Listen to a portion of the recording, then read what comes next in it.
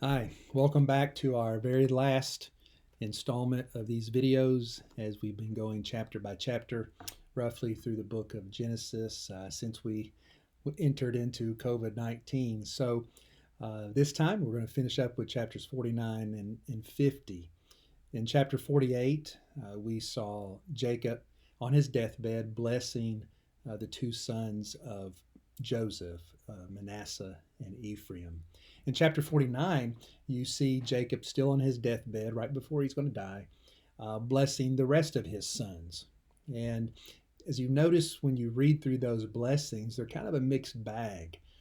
You notice that what stands out the most and what you need to take most notice of course, is the blessing that falls on Judah. Now, Judah's the fourth born.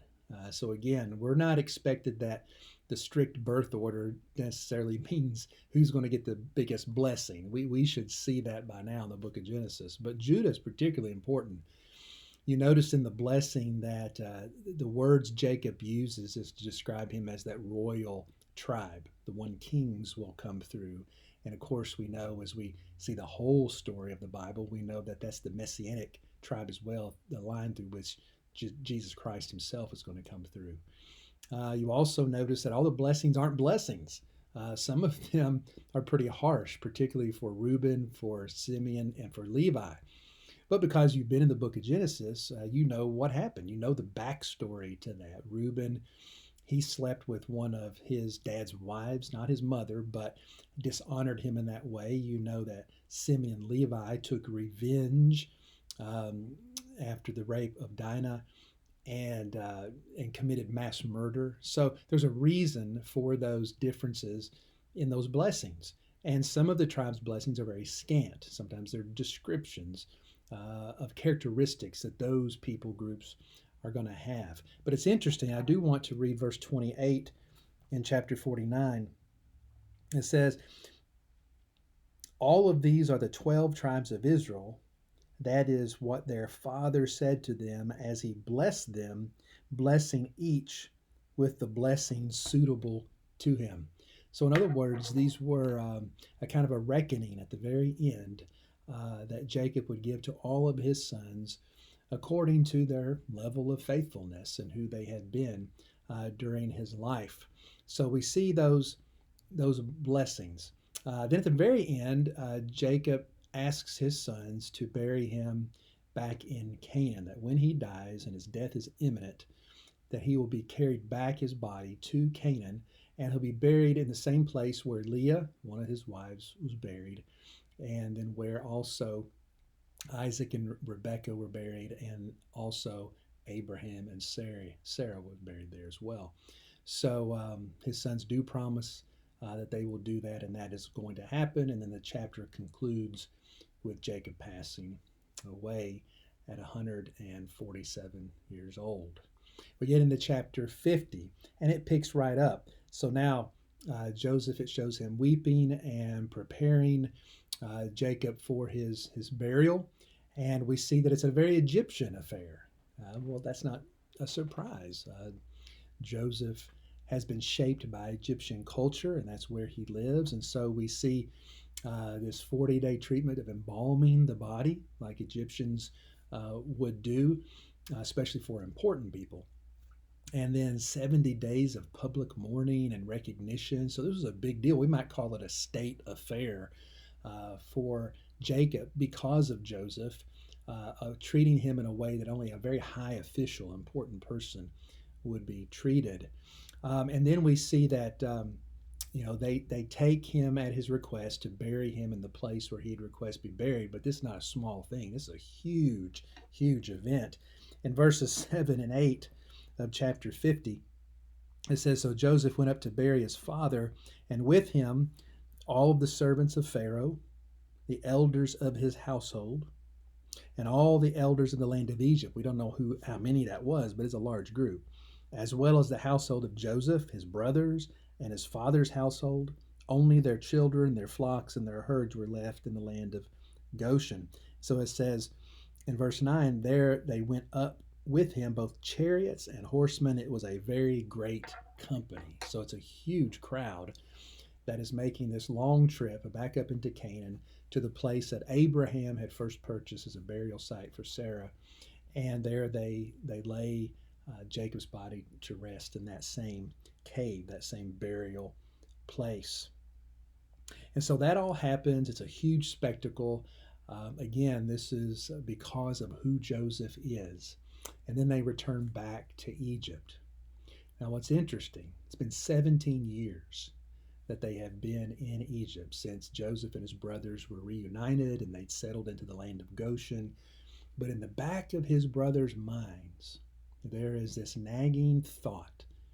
Now that Dad is dead, will Joseph now possibly seek revenge on us? Maybe he's just been waiting all of this time, playing nice, but out of respect for Dad, he's been holding back.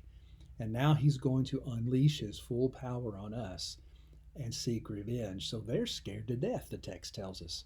And they go to Joseph and they begin to beg. Again, they're bowing before him, which is interesting because, again, we see the fulfillment of those dreams all the way back at the beginning.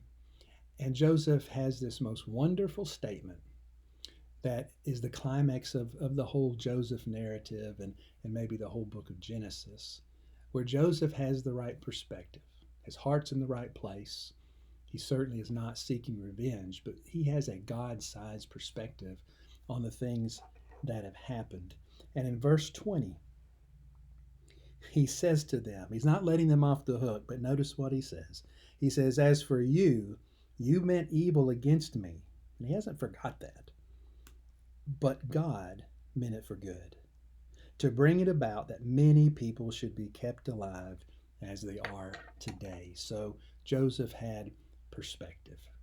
Yes, his brothers did all of those horrible things to him some 37 years ago. But he had a bigger perspective, knowing that God had a plan. God was working things just the way he wanted to, and it was the preservation of life. He had maneuvered Joseph even through those hardships into that place. And Joseph, even though he knew that, he wasn't going to hold that against his brothers. He was neither excusing what they did, but he also wasn't going to seek revenge. And Joseph has a tremendous theological understanding of events. He understands God's providence and understands God's sovereignty and all of these things that have happened. And so that's the conclusion. It says that Joseph lived on to 110 years and saw his grandkids and their kids, and then he passed away.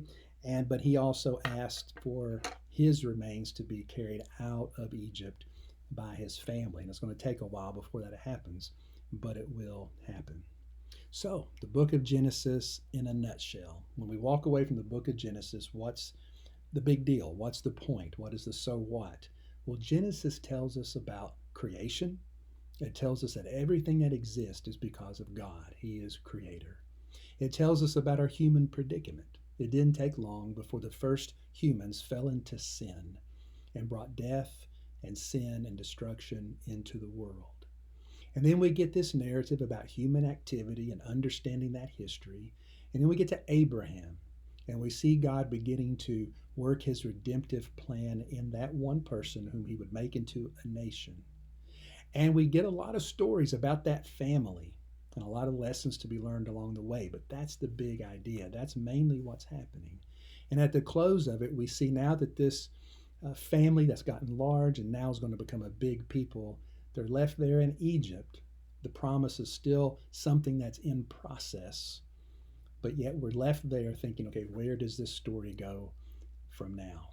Well, the Bible doesn't end at the book of Genesis. It's just the beginning, like the name says. So we're going to beginning to go through the book of Exodus, beginning on June the 3rd, on Wednesday nights, and we're going to actually be in person at Aberdeen First Baptist Church. So if you want to join us, we'll be there on Wednesday nights at 6:30 in our church sanctuary, taking all the necessary precautions for those in-person gatherings.